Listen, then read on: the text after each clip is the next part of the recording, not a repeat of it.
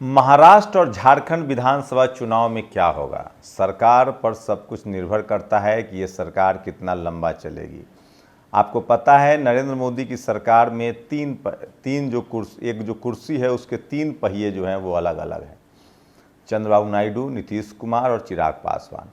हरियाणा जीतने के बाद बीजेपी का कुर्सी जो है दावा और मजबूत हुआ है, लेकिन बैक टू बैक दो और चुनाव है, झारखंड और महाराष्ट्र। इसमें क्या होगा? क्या बीजेपी जीतेगी या गठबंधन दल की जीत होगी? नमस्कार, मैं शंभू कुमार सिंह और आप देख रहे हैं नेशनल दस्तक। पहले आपको ले चलते हैं महाराष्ट्र में आज 99 सीटों पर बीजेपी ने अपने उम्मीदवारों की घोषणा कर दी। क्या महाराष्ट्र में बीजेपी फिर से सरकार बना लेगी? दरअसल पिछले बार अभी जो सरकार चल रही है वो तोड़ के बनाई गई थी। समर्थन नहीं आया था, बीजेपी को बहुमत नहीं मिला था। शिवसेना और बीजेपी को गठबंधन को बहुमत था, लेकिन मुख्यमंत्री के मामले पर पेच फंस गया। बाद में शिवसेना ने बगावत कर दी और कांग्रेस के साथ एनसीपी के साथ मिलकर सरकार बना ली। उसके बाद कुछ दिन और वेट किया गया और मराठा राजनीति के नाम पर फिर से बीजेपी ने शिवसेना को तोड़ दिया और शिंदे मुख्यमंत्री बन गए। वो मराठी समाज से थे, इसलिए महाराष्ट्र में उनकी सरकार चलती रही। नहीं तो शिवसेना का पिछला दौर याद कीजिएगा तो मुसलमानों पर जब हमले होते थे तो बाला साहब ठाकरे चुप नहीं रहते थे, लेकिन जब बीजेपी से पाला पड़ा, मराठा से पाला पड़ा तो वो बर्दाश्त कर गए। वहीं बीजेपी की बात करें तो फडणवीस को मुख्यमंत्री से हटाकर एक मराठा को मुख्यमंत्री बनाना पड़ा। लेकिन इस बार बीजेपी वहाँ दूसरा कार्ड खेल रही है। बीजेपी इस बार वहाँ ओबीसी मुख्यमंत्री का कार्ड खेल रही है। उनके पास पंकजा मुंडे हैं, छगन भुजबल भी उनके गठबंधन में हैं।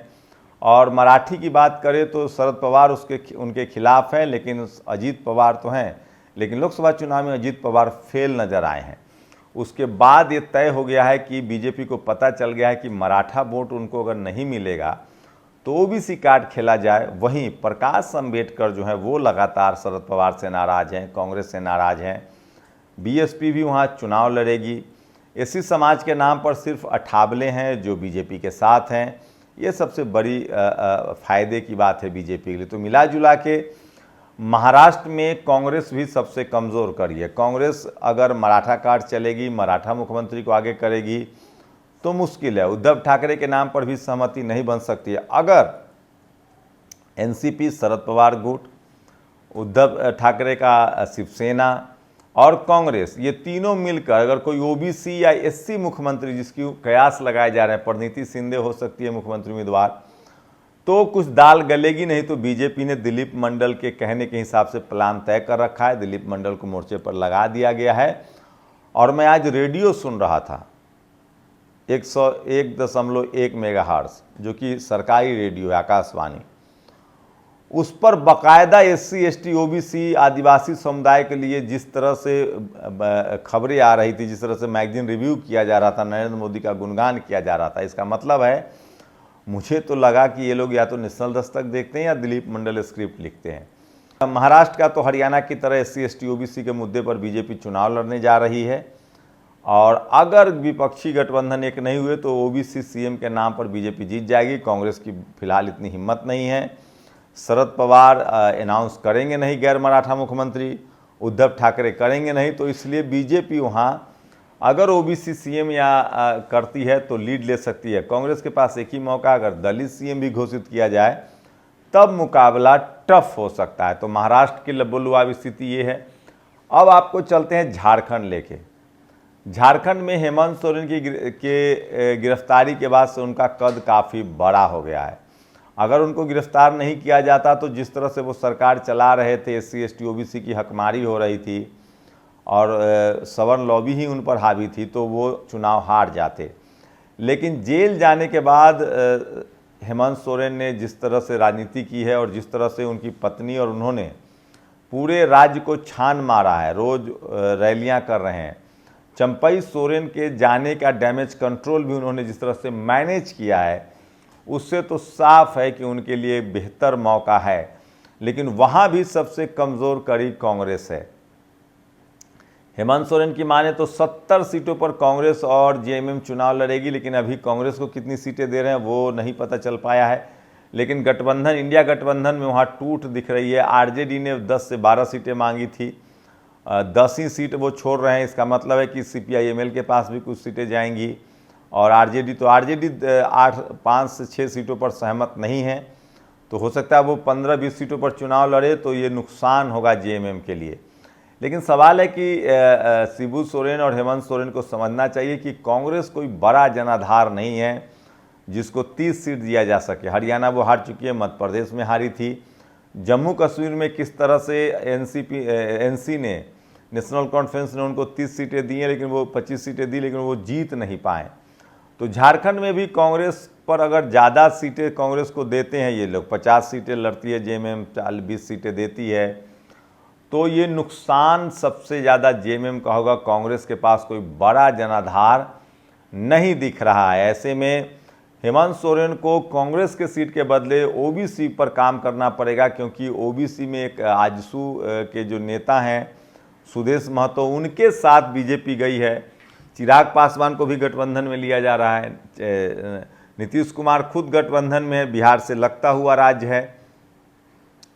तो बीजेपी अगर चुनाव जीत रही तो आप EVM को दे सकते हैं। उनके पास मीडिया भी है, मैनेजमेंट भी है, संसाधन भी है, पैसा भी है, कार्यकर्ता भी है। आज के डेट में कार्यकर्ता बेस्ड पार्टी है बीजेपी, सबसे बड़ी सवर्ण समाज का एक मुश्त वोट मिलता है।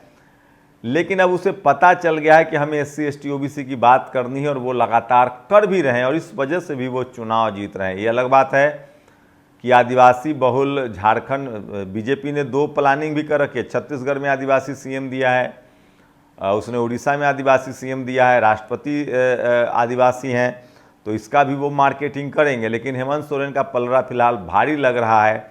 लेकिन वही है, अगर OBC को वो नहीं साधने में कामयाब होते हैं, पिछली बार बीजेपी ने OBC CM दिया था, अगर OBC CM या दलित CM का कार्ड खेल जाती है बीजेपी वहाँ भी, तो फिर JMM की मुश्किलें बढ़ सकती है। मैं फिर कह रहा हूँ, आज एक मैं पोस्ट देख रहा था, एक कांग्रेसी सवर्ण लिख रहे थे कि बीजेपी पिछड़ों की पार्टी बनती जा रही है और अपर कास्ट उसको बेवजह वोट दे रहा है, जबकि वहाँ से अब उससे कुछ मिलना नहीं है, और पिछड़े और दलितों को लेकर बीजेपी आगे बढ़ रही है। बीजेपी को पता है धार्मिक आधार पर मुसलमानों से वोट नहीं देंगे और दलित समाज को हक अधिकार मिलना चाहिए, तो वो पिछड़े और दलित की तरफ कंसंट्रेट कर रही है। विपक्षी दल जो हैं वो अगर दलित पिछड़े की बाइनरी को नहीं समझ रहे हैं तो दिक्कत होगी। कांग्रेस के राहुल गांधी जरूर वक्त वक्त पर संविधान हाथ में लेते हैं, संविधान बचाओ यात्रा करते हैं, लेकिन उनका अतीत इतना बुरा है। लोग सवाल पूछते हैं कि 60 साल से आप क्यों नहीं संविधान बचा रहे थे, 60 साल में आपने क्यों नहीं जातिवाद मनुवाद को ख़त्म किया।